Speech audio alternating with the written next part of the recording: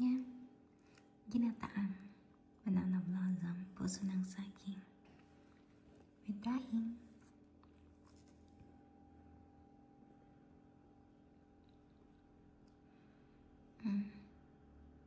Ginawa to ni Ate Lynn. Tapos dinala niya sa church. Then, binigyan niya ako. Yan. Ano to, banana blossom to ng Taiwan. Ba't ang ganda ng pagkahiwa niya, no? Looks so yummy. Sarap. Ang pino ng pagkahiwa niya. Yan. Kaya pala kahapon bumili siya ng daing. Nilagay pala niya dito.